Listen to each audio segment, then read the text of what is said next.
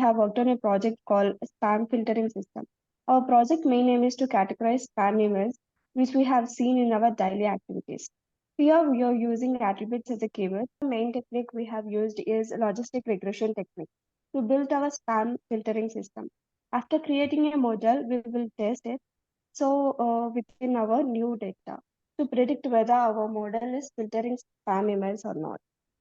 We are trying to check whether the data types or the nature of the data, is there any missing data in it, or is there any outliers. So uh, the types of the data are different, like some are different, so we need to change that into a like into the same scale. And also we are checking, is there any null values, so which is not there. And Well, to check whether email is spam or not, we are considering the following features like email length, image, exclamatory number, and timings. If email length is more than the spam, then it considered as a spam. If it consists of more images, then it is a spam. If it has more exclamatory, then it is a spam. If it has less number, then it is not a spam. So if the mails are coming on the odd timings, then it is more likely be a spam.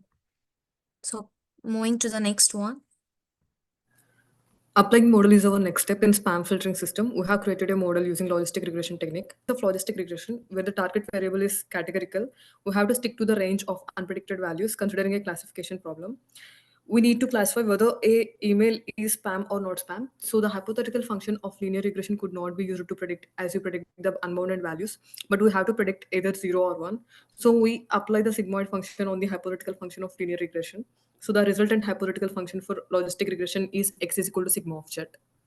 Evaluating our trained model, we feed testing data to our model.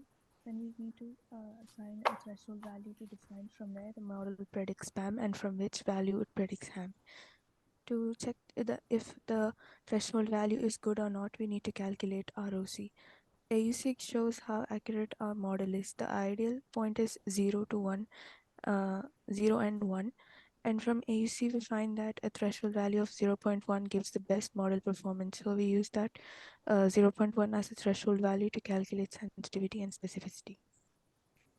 Yeah, here is the conclusion. Using ROC, we find the optical threshold values to get the best performance out of our logistic regression. The conclusion, using ROC, we find the optical threshold values to get the best performance out of our logistic regression model. As we tested on the data, the model didn't see during training. The assessment is fair and we can say the model generalized well. However, the training and the test data sets come from the same distribution, so there can be no absolute claim to generalize. Thank you, Kim sir.